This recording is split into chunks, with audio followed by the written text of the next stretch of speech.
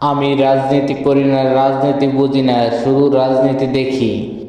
সেই দেখা থেকেই আমার যেটা সত্য মনে হয়, যে জায়গায় মানুষ কথা বলে, সাধারণ মানুষ, যে জায়গায় সত্য, যে জায়গায় অন্যায়, সেই জায়গায় আমি কথা বলি। অনেকে আমাকে বিএনপি, অনেকে আওয়ামী লীগ, অনেকেই নানান কথা বলে। আমি এগুলাই কান দেই না, কারণ জানি আমি কি। আমি কোনো দল করি না, আমি কোনো সাপোর্টার না। তবে আমার কাছে যেটা সত্য মনে হবে আমি সেটাই বলবো। যাই হোক, আজকের কথাটা হচ্ছে বিএনপির নিয়ে। আমার দাদা দাদির মুখ থেকে শুনেছি, আমার পাড়া প্রতিবেশীর কাছ থেকে শুনেছি, এবং বাইরে বেড়াইতে গেছি, সে জায়গায় শুনেছি 17 বছরে বিএনপি কি করেছে।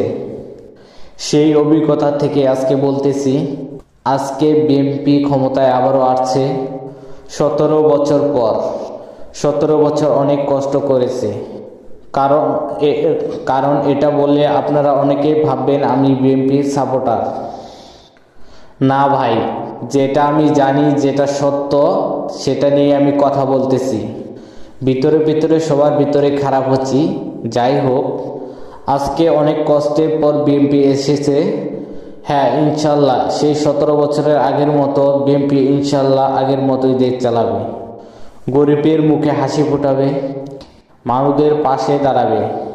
আর যদি এমনটা না হয়, তাহলে যদি আওয়ামী লীগের মতো হয়ে যায়, বুঝতেছেনই তো কি হবে। যাই হোক, সর্বোপরি আমি জানাই কংগ্রাচুলেশন বিএনপিকে, এবং এবার ভালো কিছুই হবে।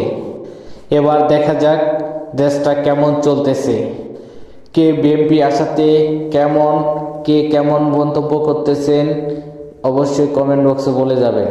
আমি কোনো রাজনৈতিক দল সাপোর্ট করি না, ঠিক আছে? আমি আমার মন্তব্য জানাইলাম, বাকিটা আপনাদের মন্তব্য জানাবেন। ভালো থাকবেন, আল্লাহ হাফেজ।